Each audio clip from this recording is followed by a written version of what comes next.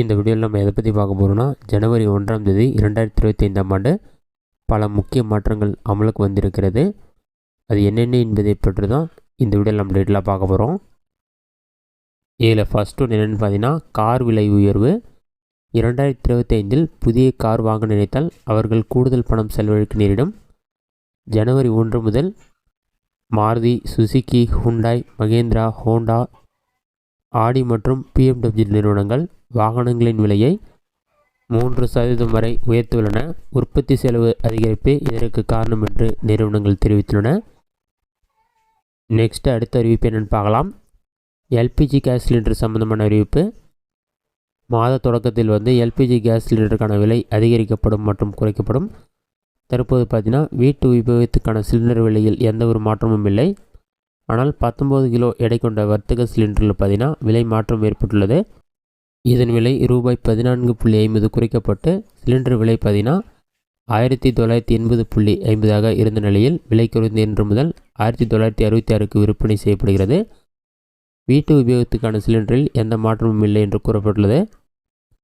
Next அடுத்தது Amazon prime சம்பந்தமான அறிவிப்பு.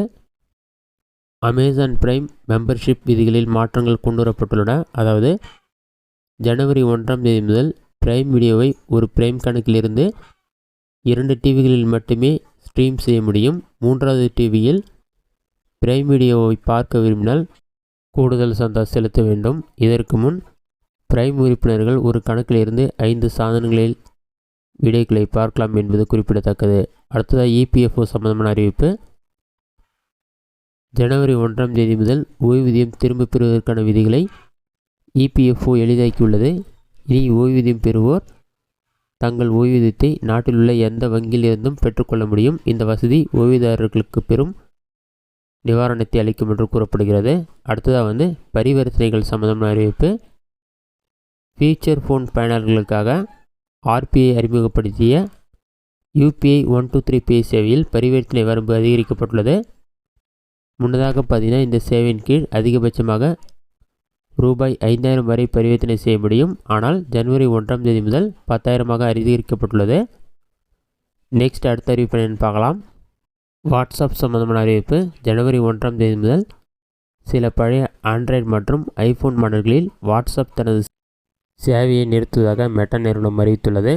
இந்த முடிவு பழைய தொழில்நுட்பத்தில் இயங்கும் சாதனங்களை பயன்படுத்துவோருக்கு பெரிய பாதிப்பாக இருக்கும் என்றும் கூறப்பட்டுள்ளது. இதுதான் பார்த்தீங்கன்னா ஜனவரி 1ஆம் தேதி முதல் அமலுக்கு வர இருக்கும் மிகவும் முக்கியமான மாற்றங்கள். இந்த வீடியோ உங்களுக்கு யூஸ்ஃபுல்லாக கொடுக்குறேன். இந்த வீடியோ பிடிச்சிருந்த லைக் பண்ணுங்கள். வேறு ஏதாச்சும் டவுட் இருந்தால் கமெண்ட் பாக்ஸில் கமெண்ட் பண்ணுங்கள்.